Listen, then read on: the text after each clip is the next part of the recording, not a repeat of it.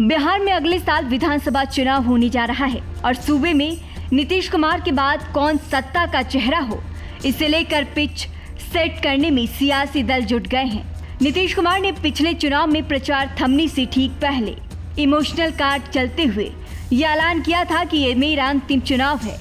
नीतीश 2025 के चुनाव में मैदान से दूरी बनाएंगे या नहीं बनाएंगे, इसे लेकर तस्वीरें फिलहाल साफ नहीं है। लेकिन विपक्षी खेमे में नीतीश कुमार के विकल्प की लड़ाई छिड़ गई है। महागठबंधन की अगुवाई कर रहे राष्ट्रीय जनता दल आरजेडी के नेता तेजस्वी यादव और चुनावी डेब्यू का ऐलान कर चुके जनसुराज के अगुवाकार प्रशांत किशोर के बीच इसे लेकर परसेप्शन की लड़ाई छिड़ी हुई है।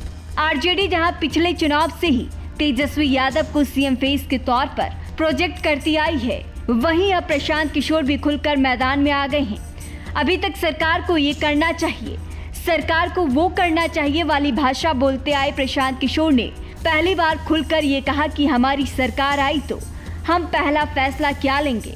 उन्होंने कहा कि हम सत्ता में आए तो पहले 1 घंटे में शराबबंदी खत्म कर देंगे। पीके ने खुलकर ये तो नहीं कहा कि मुख्यमंत्री कौन होगा, लेकिन जनसुराज का सबसे बड़ा चेहरा होने के नाते वही पार्टी के सीएम फेस माने जा रहे हैं। तेजस्वी यादव और पीके के बीच छिड़े परसेप्शन वॉर को 5 पॉइंट में समझा जा सकता है। तेजस्वी यादव और प्रशांत किशोर दोनों ही नेता खुद को वर्तमान सरकार यानी सीएम नीतीश के विकल्प के तौर पर प्रस्तुत कर रहे हैं। तेजस्वी यादव सीएम नीतीश की महागठबंधन सरकार के समय हुए कार्यों को अपनी उपलब्धि के रूप में जनता के बीच लेकर जा रहे हैं, तो वहीं पीके अपना विजन लेकर करीब करीब एक ही समय एक्टिव पॉलिटिक्स में आए दोनों ही नेता मैदान में अब उतर चुके हैं। पीके जहां जनसुराज की सियासी जमीन तैयार करने के लिए पिछले करीब 2 साल से पद यात्रा पर हैं, तो वहीं तेजस्वी यादव भी अब संवाद यात्रा और सभी 243 विधानसभा क्षेत्रों में राजनीतिक कार्यक्रमों के जरिए माहौल अपने पक्ष में मोड़ने की रणनीति पर काम कर रहे हैं। नीतीश कुमार की इमेज एक ऐसे नेता की रही है जिसे जमीन पर जनता क्या चाहती है ये पता होता है। बिजली आपूर्ति हो या माफियाओं को जेल भेजना या फिर शराबबंदी, नीतीश कुमार की पार्टी 20 साल से बिहार की सत्ता का केंद्र बनी हुई है, तो इसके पीछे इन सब का महत्वपूर्ण रोल माना जाता है। अब तेजस्वी और पीके के बीच खुद को जननेता साबित करने की लड़ाई भी चल रही है।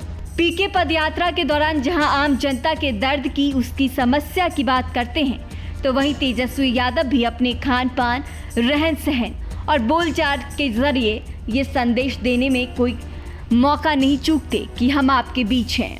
नीतीश की अगुवाई वाले महागठबंधन सरकार के समय हुई शिक्षक भर्ती को आरजेडी तेजस्वी यादव की बड़ी उपलब्धि के रूप में जनता के बीच लेकर जा रही है। आरजेडी की रणनीति तेजस्वी यादव की इमेज रोजगार पुरुष की सेटन करने की है। वहीं यूथ आइकॉन की इस लड़ाई में प्रशांत किशोर भी मजबूती से मैदान में हैं। पीके पलायन के दर्द की बात कर रहे हैं, युवाओं को रोजगार के अवसर बिहार में ही देने के वादे कर रहे हैं। वो ये कह रहे हैं कि 10,000 तक के रोजगार के लिए किसी को बिहार से जाने की जरूरत नहीं है। बिहार में जातीय गणित के साथ ही इससे परे हटकर वर्गों के समीकरण भी हैं। नीतीश कुमार ने सत्ता में आते ही छात्राओं को मुफ्त साइकिल देकर महिला वोट बैंक अपने पाले में करने की जो कोशिशें शुरू की है, शराबबंदी और अपराधियों पर सख्ती जैसे कदमों के साथ ही बिजली आपूर्ति में सुधार ने उसे और मजबूत किया। यही वजह है कि नीतीश कुमार को जब भी चुका हुआ मान लिया जाता है तो वो और मजबूती से वापसी करते हैं, जैसा कि हालिया लोकसभा चुनाव में भी देखने को मिला है। न्यूज नेशन अब व्हाट्सएप पर खबरों की ताजा अपडेट के लिए न्यूज नेशन के इस QR कोड को स्कैन करें।